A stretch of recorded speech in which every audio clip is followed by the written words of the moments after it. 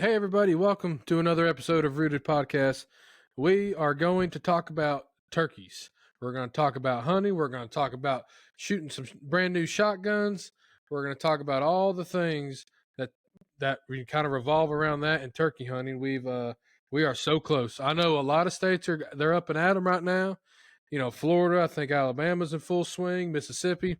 There's some people that are beating us to the punch here, but don't get it twisted. Tennessee is up. We are on deck, and we are ready to go swing that bat and go get us a bird. I don't know about you, Ben, but I'm fired up and I'm ready. So we're going to talk about it. Yes, sir. We are. We are ready for the Tennessee turkey season. It's going to be awesome as always. Can't wait. But let's dive into what we got today. Yeah, let's get a Bibleverse going, Ben. You got it, man. 1 Corinthians 10, verse 19. Even though I am a free man with no master, I have become a slave to all people to bring many to Christ. What does that mean? That means that we are choosing to do this for all people so that many people can come to Christ. That's the point. Mm-hmm. That's what we're trying to do. We don't have to be a slave. We don't have to do any of that stuff. We want to become that for many people so that Christ can be glorified. Well, that's the whole point of it all, right? Yeah, that's the whole point of it all, man. Glorifying Jesus. That is the point of everything we do throughout our entire lives. And I'll tell you where I feel closest to God is when I'm watching his handiwork. And what I mean by that is when I'm in his creation and he created, this wild turkey and he created the gobble that it creates. And man, there is no better feeling than when you are just 10 steps away from a gobbling turkey and it's doing everything right. And in that moment, you know that there's no other explanation than that's a God created creature. Absolutely, man. And looking at these turkeys, just look at all the iridescence in their feathers. And different birds have slightly different feathers. The patterns. Like, you have an Osceola. It's different than an Eastern. It's different than a Rio and a Merriam. They're all different. Then you have the Goulds.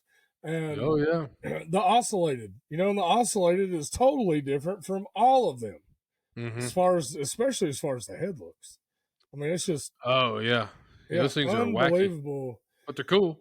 When you step back and actually look around you and take the time to slow down a little bit, you can actually see what God has made right in front of your face. It's right there. Yeah. It's right, plain and simple. All you have to do is stop to look long enough and you'll see it. Absolutely. You just got to stop and just kind of zoom out, as they say, and just appreciate it. Because, turkey season's only, I don't know, what do you think, month and a half long? something like that, month and a half. And it's like, man, you got to really cherish those moments because, and this is how I try to look at it. It's like, all right, if you're, let's say, I'm 26, and if I live, let's say I live, till I'm 76, like glorious, I can still move. I view it as like, hey, I only got 50 more hunting seasons. That's all I got, 50 of them. Yeah, 50 more hunting seasons. That's right. And it's like, when you really, really think about it, 50 is not a whole lot of, No. And it's like you just got to cherish every moment. But I will say, I think this season, and this is a big statement because we've had some great turkey seasons.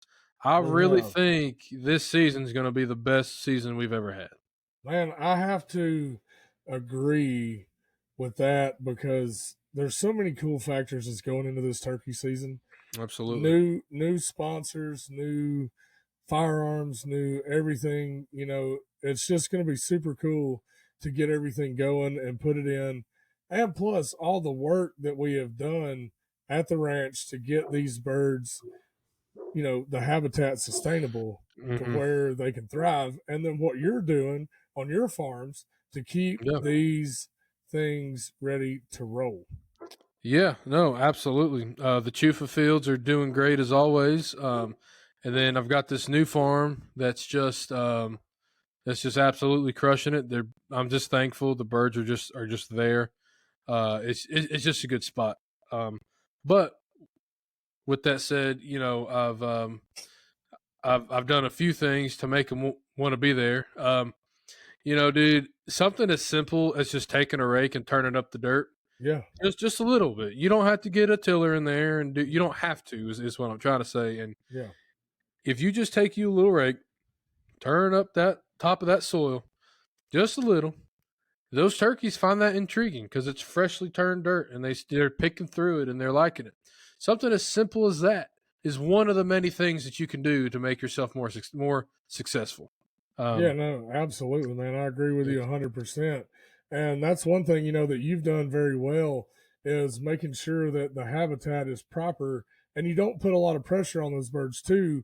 In between the end of deer season until now, you're just watching them from a distance, you're scouting them from a distance. So, I think that's pretty solid. Well, and what you're trying to do. That's where, for both of us, that's where those wise eyes come in handy. Those things are awesome. Whenever you can put out and deploy those cameras and, you don't have to worry about it. And I tell you, what's really great about the wise eyes for me is I don't even have to, I don't use, the batteries. Yeah. I got a solar panel on one, and then I've got the connector that hooks to like a lawnmower battery. It's got the little gator clips.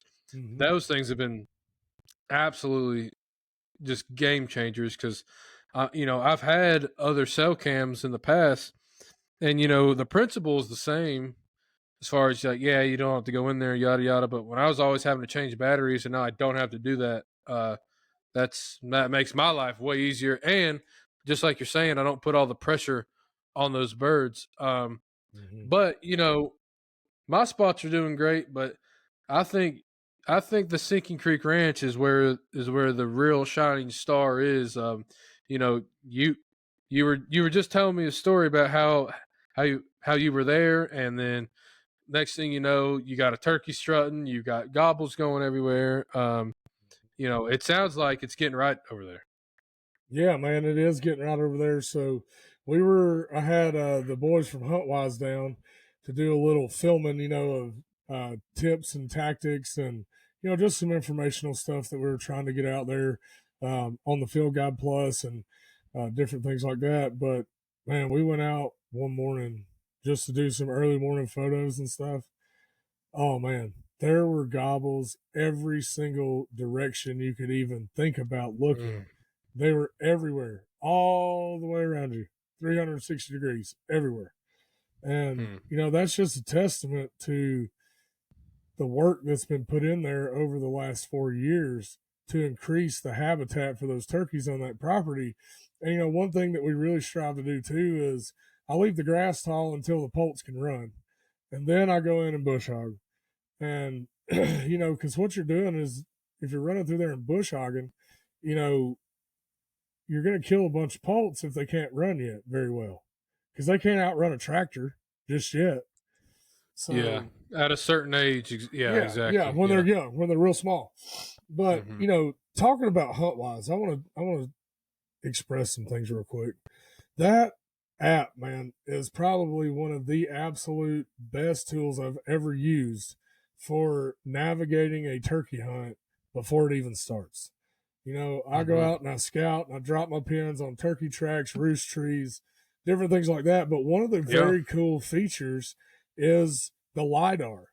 So the LiDAR strips everything off the surface and leaves you with what it would be if there was no vegetation, which is awesome, especially where we are in the hills of Tennessee.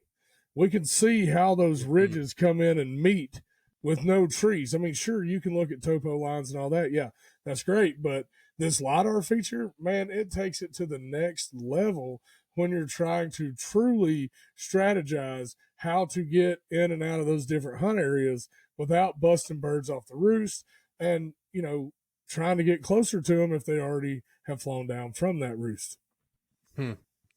Yeah, any little advantage that you can have is going to make you just the big difference whenever it actually comes crunch time to make it happen.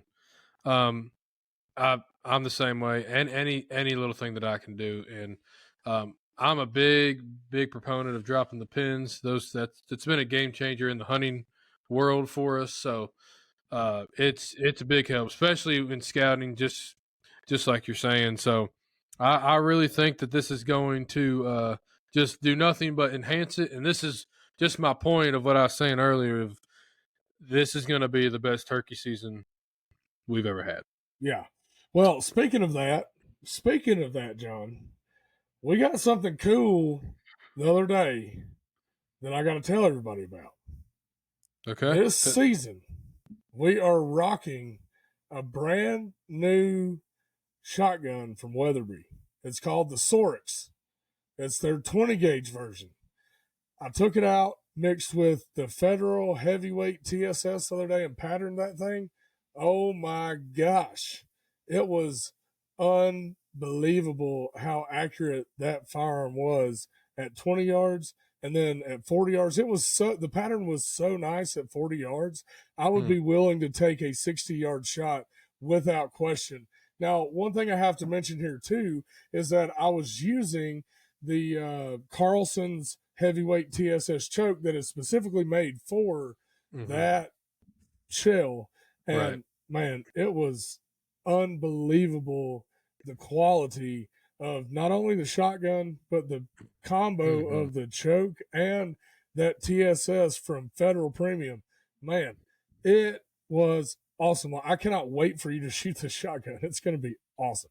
I'm all about it. I'm ready to do it. Listen, I will shoot anything that shoots and performs well, But this is again, and we've talked about this before, but I mean, this is just part of it. You got to go pattern your shotgun. You got to see if it works because, I mean, I'm glad it worked out for you, and it sounds like it's working out just off the charts. But in the off chance it didn't, hey, you just got to know those things. So it sounds awesome. It sounds like everything is working out good. And even someone like me who has, in years past shot the same shotgun every year, I still went out and shot it just because, hey man, you just never know.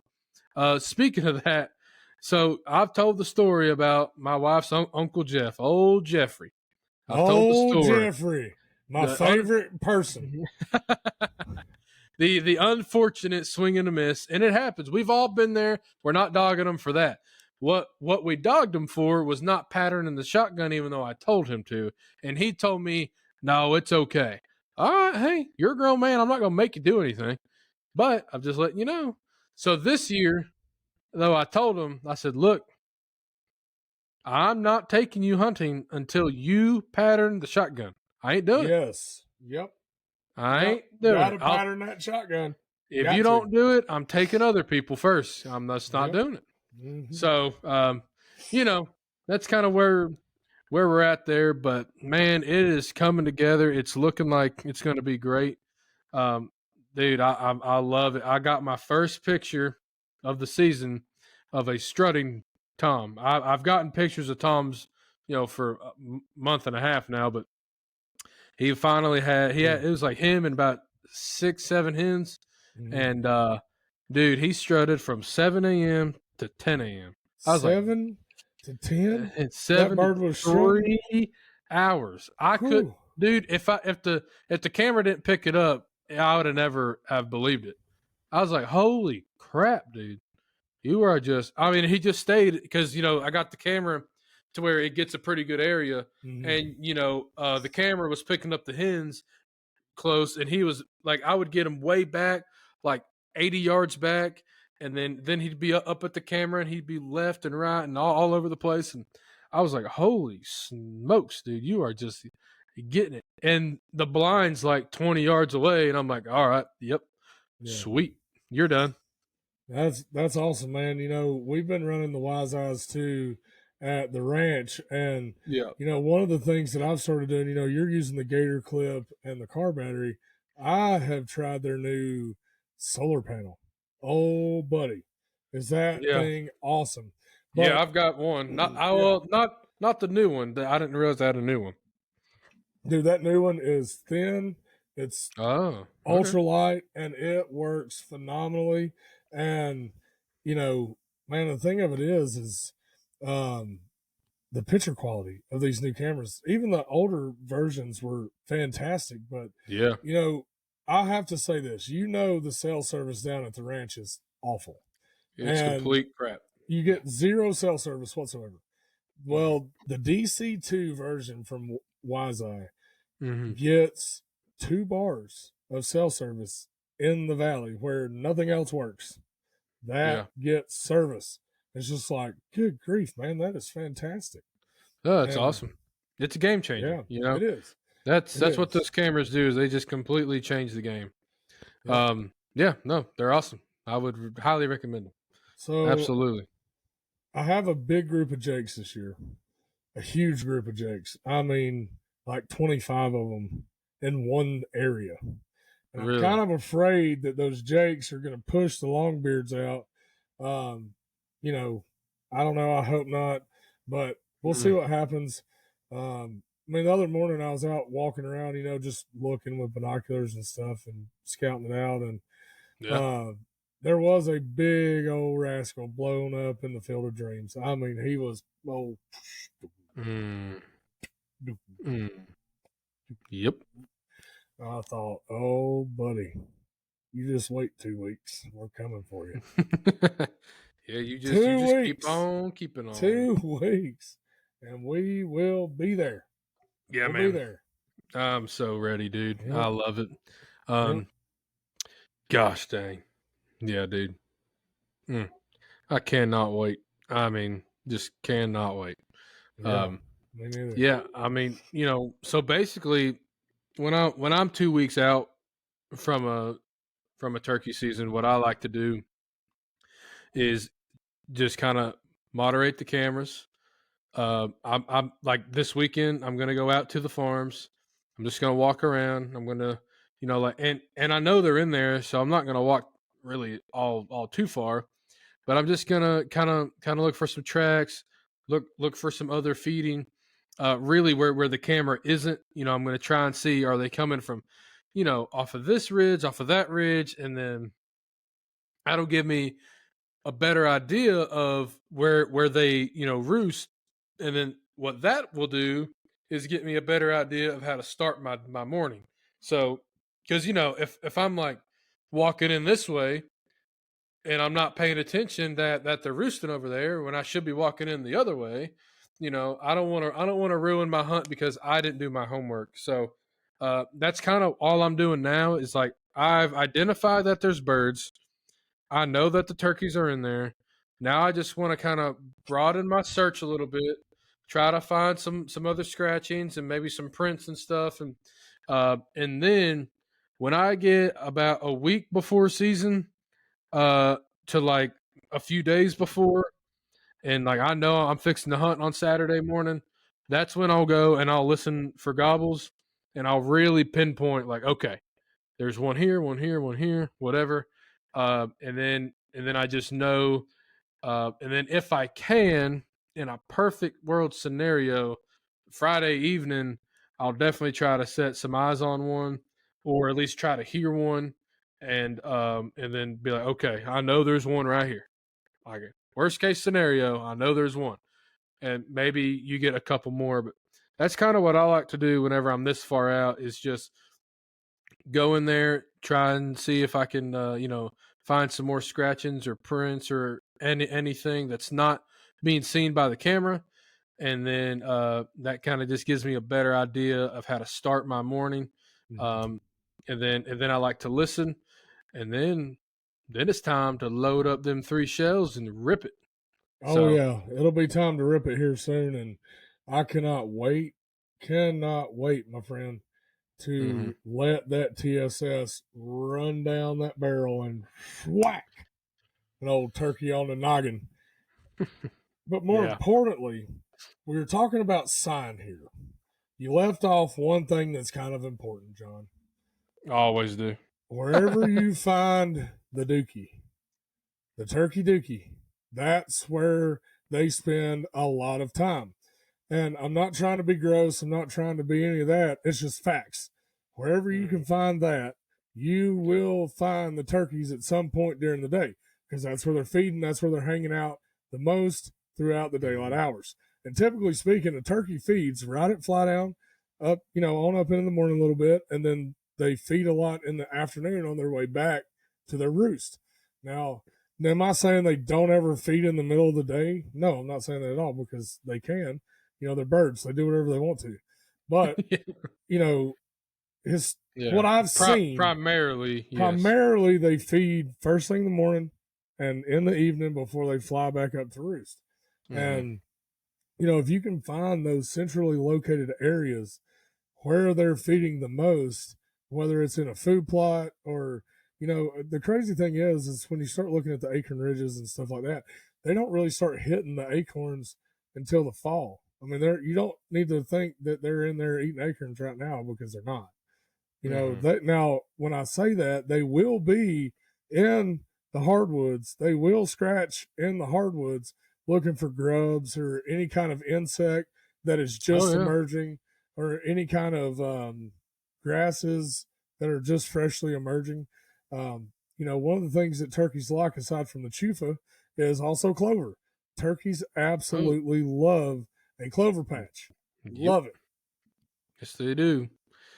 Yep, I've literally have a clover patch right next to the chufa field, so it works out pretty great for me. They will eat that, and then of course they just dig up dirt and eat bugs and insects and whatever other little critters they can find, and nuts and berries and whatever else, and they just kind of peck around and survive, and that's just kind of what a turkey does. And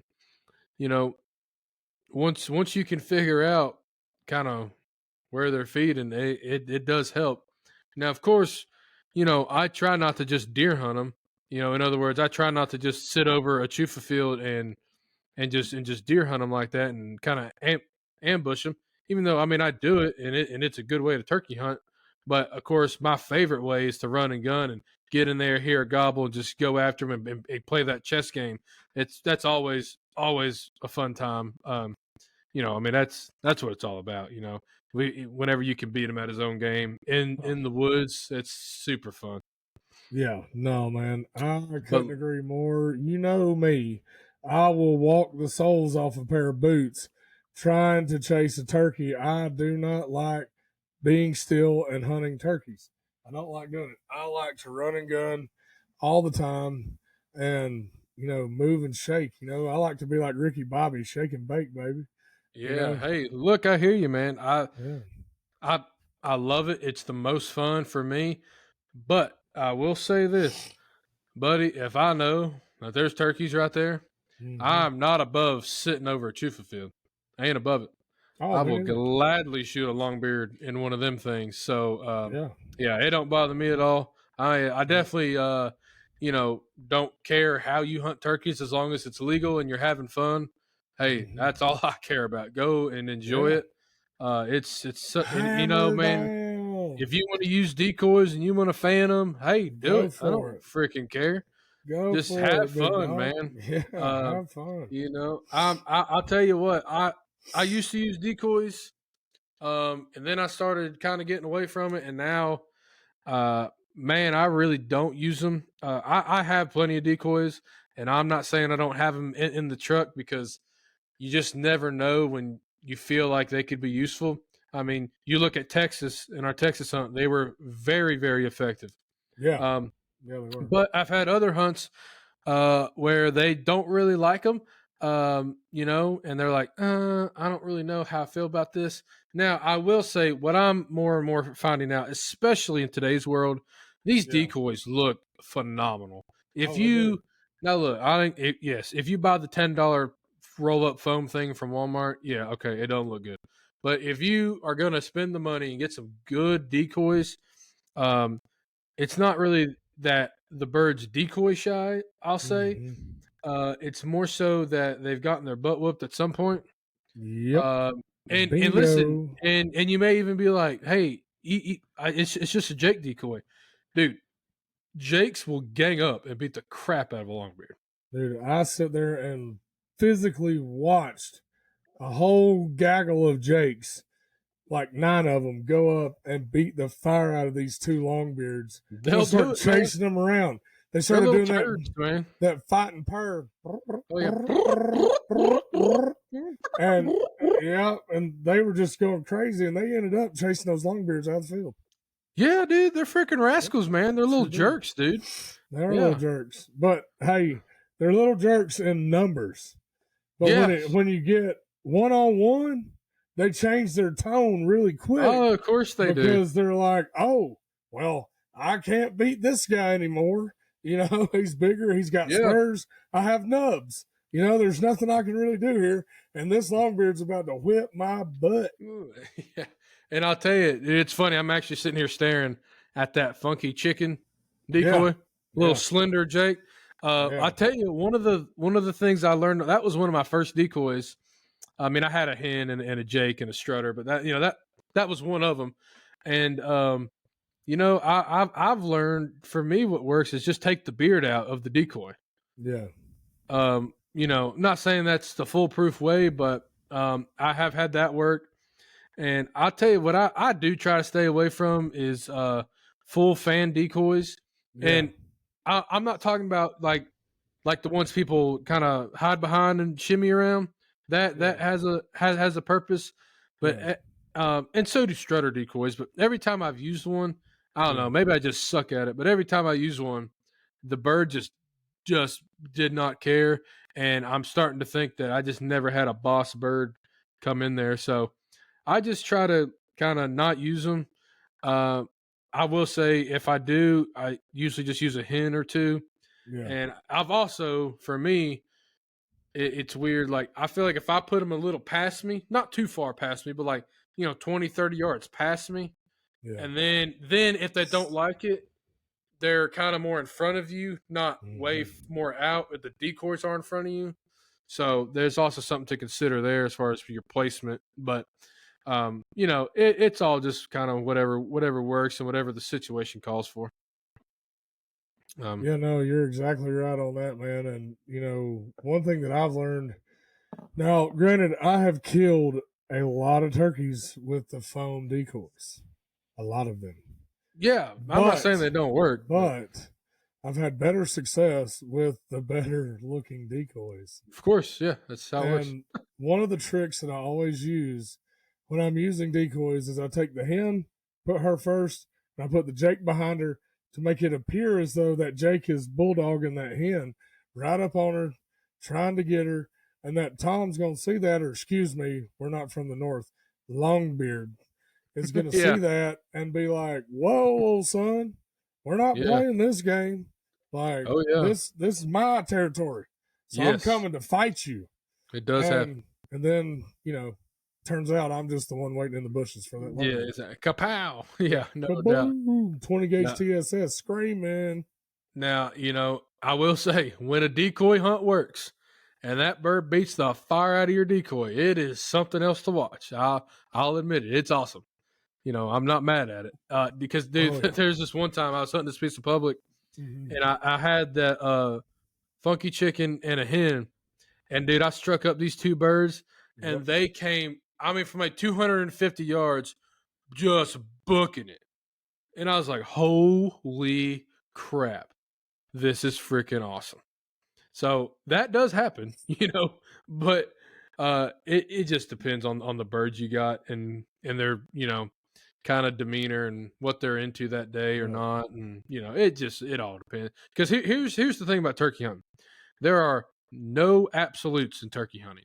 If you go on a hunt on the first day and you use a Jake and a hen and you just smack a big old gobbler and it's awesome, and you're like, oh, cool, I'll just do this forever. You can go out the very next day and use that same decoys, and they'll be like, nope, not today. Nope, not today, boys. And it's just like, what? It drives you nuts because you're like, dude, I've killed 10 turkeys doing this, but this turkey today is like, no, not doing it. No, okay, sweet. Great. Lovely. To have a pea-sized brain, they can be so finicky sometimes. Absolutely, man. And it's, but that's the joy of it, right? It's the process. It's the chess match. It's figuring out what's going on and you know how to beat this bird. So I do love it. I'm ready for it. Yeah, man. I just can't wait. I'm so excited, and you know I just wanted to get on here and just talk about kind of what the game plan is whenever you're 2 weeks out, and then you know whenever you're a week out, and then you know eventually just comes time to get in there and do it. I can't wait to get in there and do it, buddy. Cannot wait. It's gonna be awesome. Y'all be on the lookout for new episodes coming from Rooted Television too. Me and John, we're gonna be at the lodge. I'm gonna be up at his house. We're gonna be tagging out on turkeys this year in the state of Tennessee, and we may go a couple other places. You just have to stay tuned. You never know to figure that out. You never know where me and old Johnny Boy are gonna end up. You just never know. Hey, it's going to be a ride nonetheless. You know, man, we got plenty of things coming down the pipe, so I'm excited for that. And just stay tuned. And man, I'm just fired up. I'm excited. And you know, it's funny, Ben. For those of you that don't know, I do have a normal like 8 to 4 job, 9 to 5, whatever. For the moment, at least. You know, we'll see what happens in life with this podcast if y'all keep on blowing it up. Yeah, but anyway, you know, the thing is like, and this is the great thing about my job.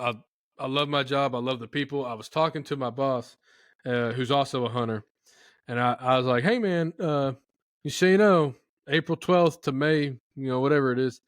I said, there may be a morning or two where I'm just a little late coming in here because I got to take care of a turkey. And this is the best response I've ever gotten. He said, well, don't call me, just text me and it'll be all right. I was like, yes. Yes, dude. So, you know, man, go ask your boss if it's okay. Just go out there in the morning and go get it done and try to find time. Because trust me, this is the other thing about this turkey season. It's going to look way different for me because this is my first turkey season with a child. So that's going to be a interesting road to navigate with a, you know, come turkey season, she'll be, you know, a month old. So I have a month-old baby and, you know, a wife at home, and it'll be interesting, but I'll definitely get on down to the Seeking Creek Ranch for a little bit, and then hey, you just never know. We might just hop on a plane and go somewhere. You never know with me and OBC. Never know where me and Johnny Boy gonna end up. Hey, or just get in the old Ford and hit the street hot, screaming 250 burning, baby. But either way, we are ready.